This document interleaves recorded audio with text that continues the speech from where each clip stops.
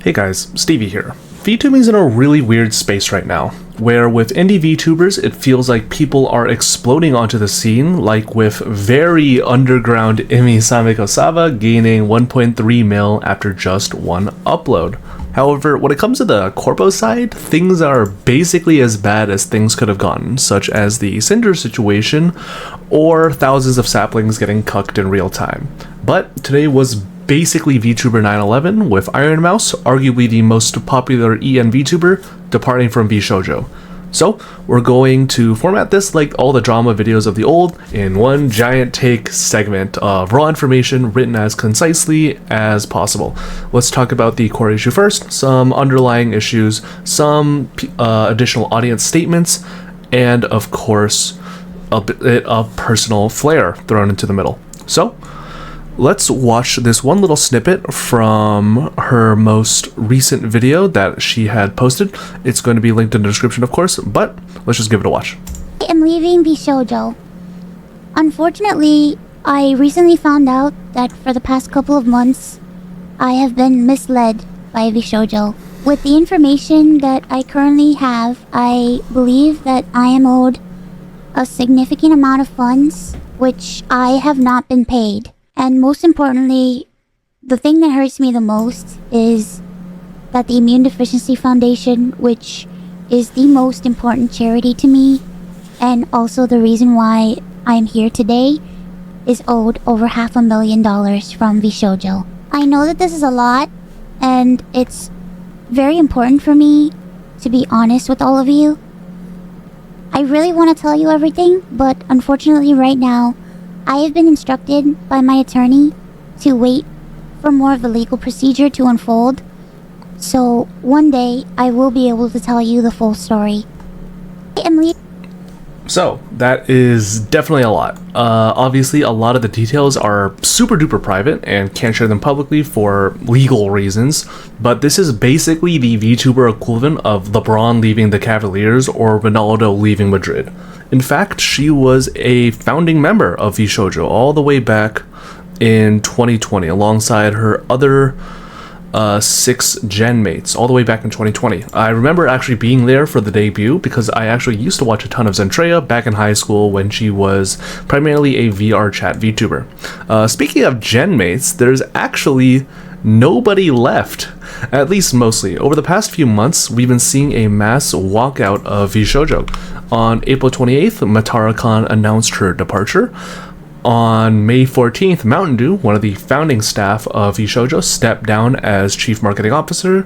On June 25th, it was announced that Giga would be parting ways with VShojo on the 27th, and on the 27th, Zentreya also announced that she would be graduating on the 11th of July.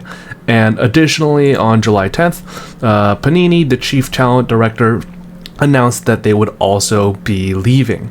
Additionally, literally every single VTuber that's still active within VShojo in solidarity took the VShojo name tag out of their title, including, of course, Peke. If you guys are wondering what the name tag is, it's basically this thing. They don't have that in their names anymore, so they're really holding strong together. So,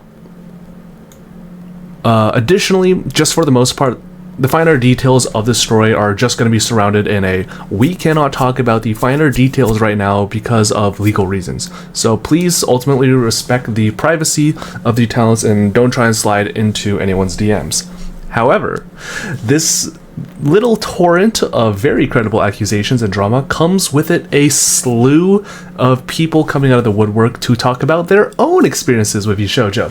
So let's talk about those as well, because I love being vindicated. So we've got Starlight Daryl and Shirobeats, 2 independent contractors, saying that nowhere near what Mouse is going through, but for the past year, VShojo has been habitually late in paying me for commissions, sometimes leaving thousands of dollars in my invoices unpaid for months at a time. I tried to be patient, but knowing they were stealing charity money from Mousy while this was all happening makes me sick to my stomach. Additionally, I have thousands of dollars of unpaid work from them too, had to chase people down just to make sure my friends got paid.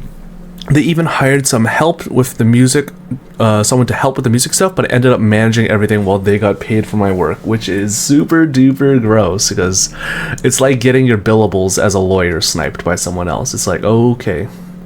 Now, as a champion of the people, and as someone who actually does pay my talent on time, Daryl and Shiro, please shoot me a DM if you're interested in Team Blunder, but would also take a minor grain of salt with this, being that one of Team Blunder's previous editors, Ultima, did work with VShojo in the past with Henya, and based from what he said, through his experience, from what I personally remember, he had a mostly, if not completely fine experience with VShojo, so it may have been a more recent change, being that he mentions it was mainly for the past year, that there may have been a change within the company that has caused them to be way more functioning back when, Ultima was working with them rather than, things are going right now.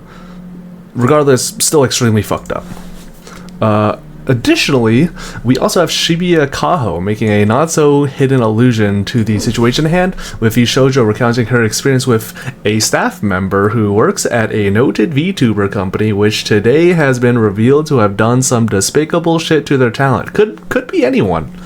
Now, this person moved from a noted VTuber company to another as a staff last year, bragging about his new income. He thrusted me a few of his new business cards to give to my good contacts, incredibly fucked up. I found the action obnoxiously rude, but maybe he was too young and friendly to know better.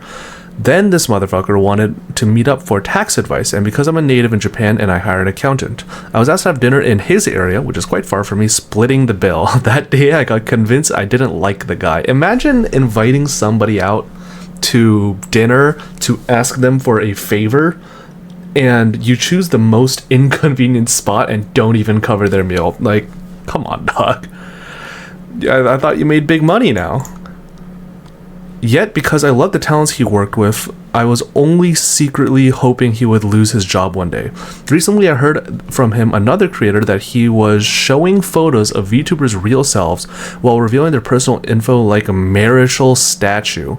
I now wanted to find a way to warn other employees. Today I learned the most despicable shit the company has done to their own talent. Don't know if he's involved with it, yet all my personal grudge is nothing compared to such betrayal. Sometimes, unfortunately, managers or agencies can be the talent's worst enemy. Please always support the talent first. And absolutely true. I stand with Kaho on that. Now, speaking of shady practices, let's get into the idea of fraudulent auditions. Now, for those of you who are unaware, auditions are essentially casting calls to join a VTuber agency. You're essentially auditioning to join. Now, ideally, they will curate these applications, and through a series of interview processes, they will be able to pluck out a series of promising candidates a chance to shine on the big stage. Now, I'm sure this is definitely not parallel to the current state of the economy, but it's becoming more and more likely that VShojo may have lied about auditions and only used them as a front so that they could secretly headhunt talent or hire from within their own circle. In fact, outside of this post from Bethel Hex saying that seeing how famous VTubers saying that VShojo tried to hire them before just confirms that applications to join VShojo were nothing more than a facade or a publicity stunt. We have Shoto, who mentioned how he was approached in 2023 for an opportunity to join VShojo but declined. And again, VShojo was at the time, and in 2024 and in 2020, it was mainly 2024 and 2023, they were hosting open auditions. And trust me, guys, we did not just internally hire Amelie in order to fill this spot and just held the public auditions as a facade. Again, no shades toward Amelie or whatever, just all shade towards VShojo. Additionally, Briat Cookiebox talks about how after her interview process ended, she was left on red for a couple months, rejected, and given $500, which is wild. Like, why would you even give them $500? What was the point? Was it hush money? And apparently this is real. It was confirmed by Evan Ito. And additionally, it's not even like joining VShojo would have been great for you monetarily, because according to internal sources that Grixon may have heard, is that VShojo takes 60% of all talent income, which is absolutely disgusting, because the greediest platform of all time being Twitch, of course, has a minimum 50-50 split between partners and, you know, the company themselves when it comes to subscriptions.